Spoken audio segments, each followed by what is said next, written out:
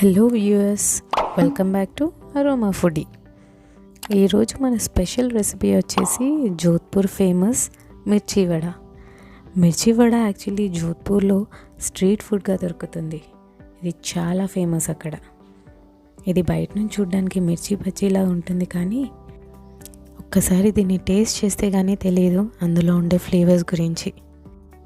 ఎప్పుడు తినే ప్లెయిన్ మిర్చి బజ్జీ కాకుండా ఇలా మిర్చి వడ కూడా అప్పుడప్పుడు టేస్ట్ చేస్తూ ఉండాలండి. దీన్ని ఎలా ప్రిపేర్ చేసుకుంటారో ఈరోజు నేర్చేసుకుందామా? అయితే స్టార్ట్ చేద్దాం పదండి.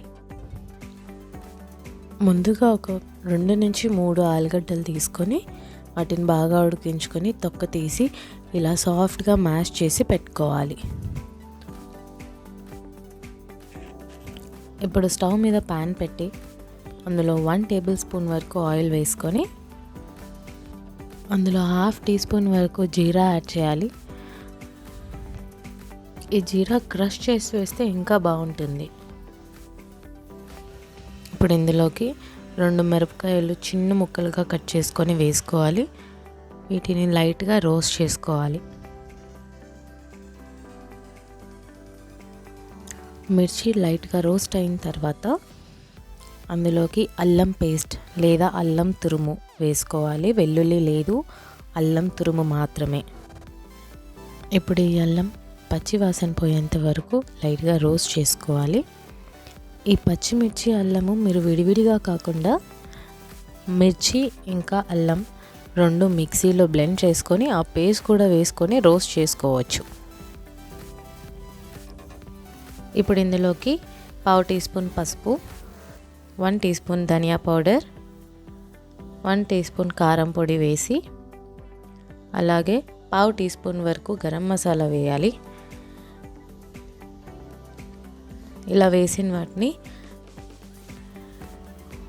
లైట్గా రోస్ట్ చేసుకోవాలి. ఒక 2 సార్లు అలా తిప్పేసి స్టవ్ ఆఫ్ చేసేసేయాలి.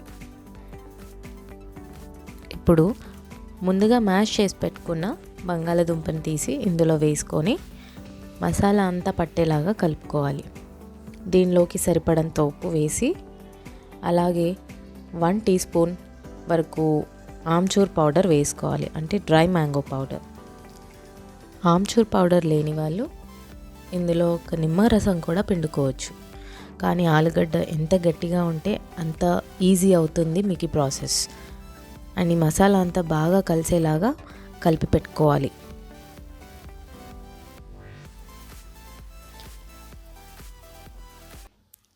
చివరిగా తరిగిన కొత్తిమీర వేసుకొని 2 సార్లు అలా కలిపేసి పక్కన పెట్టేయాలి. ఇది కొంచెం చల్లారనివ్వాలి.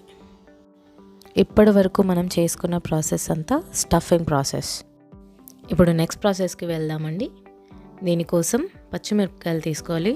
ఆ పచ్చిమిరపకాయలు బజ్జీల కోసం వాడే మిర్చి అయితే చాలా టేస్టీగా ఉంటుంది.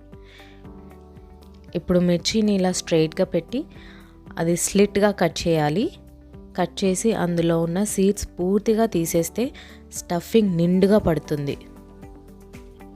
ఇలా లోపల ఉన్న సీడ్స్ మొత్తానికి తీసేసిన తర్వాత ఇలా ఖాళీగా ఉంటుంది. దాంట్లో మనం స్టఫింగ్ నిండుగా చేసుకోవచ్చు. ఇలా మిర్చి అన్నిట్లో సీడ్స్ అన్నీ తీసి పట్టుకొని పెట్టేయాలండి. కారం ఇష్టపడే వాళ్ళు మాత్రం అందులో విత్తనాలు లైట్గా ఉంచుకోవచ్చు, కానీ స్టఫింగ్ కొద్దిగానే సరిపోతుంది. ఇప్పుడు బ్యాటర్ కోసం ఒక బౌల్ తీసుకొని అందులో 1 కప్ వరకు శనగపిండి తీసుకోవాలి. ఇది ముందుగా జల్లెడ పట్టి పక్కన పెట్టిన పిండి. దానిలోకి 1 టీ స్పూన్ వరకు వాము వేసుకోవాలి. కొద్దిగా వంట సోడా, టేస్ట్కి సరిపడా సాల్ట్ వేసుకొని, వంట సోడా చాలా చూసుకొని వేసుకోవాలి. ఎక్కువగా వేసుకుంటే ఆయిల్ పీల్చేసుకుంటుంది, తక్కువగా వేస్తే గట్టిగా వస్తాయి ఇవి.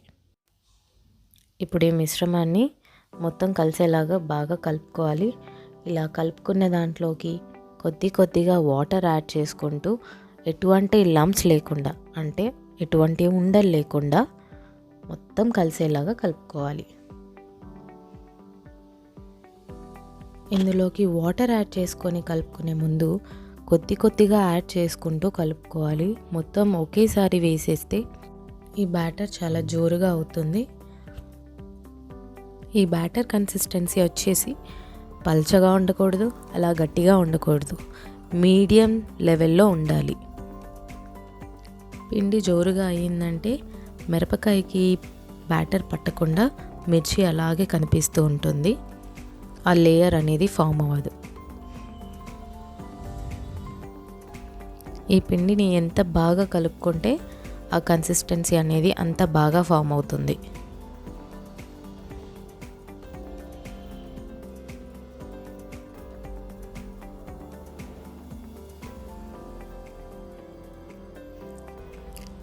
ఇలా కలుపుకున్న పిండిని ఒక 2 నిమిషాల పాటు అలానే పెట్టి ఈలోగా మనం మిర్చిలోకి ఈ స్టఫింగ్ చేసుకుందాం.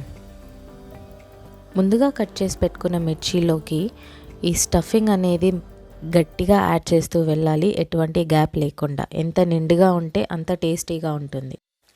ఇప్పుడు స్టవ్ మీద ఒక కడాయి పెట్టి అందులోకి డీప్ ఫ్రైకి సరిపడంత ఆయిల్ వేసుకొని ఈ స్టఫ్ చేసి పెట్టుకున్న మిర్చిని తీసి ఈ పిండిలోకి బాగా డిప్ చేసుకొని ఆ ఆయిల్లోకి మెల్లిగా వేసుకోవాలి.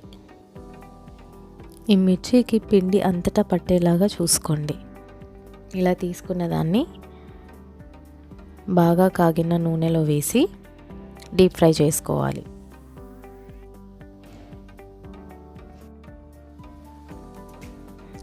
మళ్ళీ ఇలాగే ఇంకో మిర్చి తీసుకొని ఇదే బ్యాటర్లో డిప్ చేసి వేసుకుంటూ వెళ్ళాలి.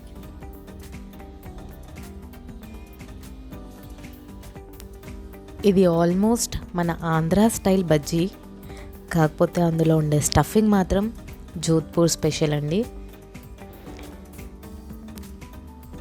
ఒకవైపు కాలిన తర్వాత గరిటె తీసుకొని కలుపుకొని ఇంకొక వైపు కూడా బాగా కాల్చుకొని లోపల బాగా ఉడికిన తర్వాత పైన టెక్స్చర్ అనేది మారుతుంది.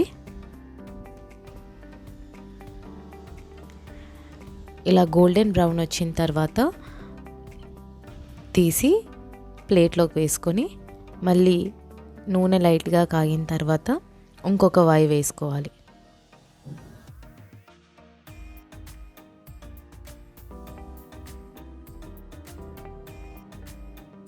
మళ్ళీ సేమ్ ప్రాసెస్ అండి. పైన గోల్డెన్ బ్రౌన్ వచ్చిన తర్వాత వీటిని తీసి పక్కన పెట్టుకోవాలి.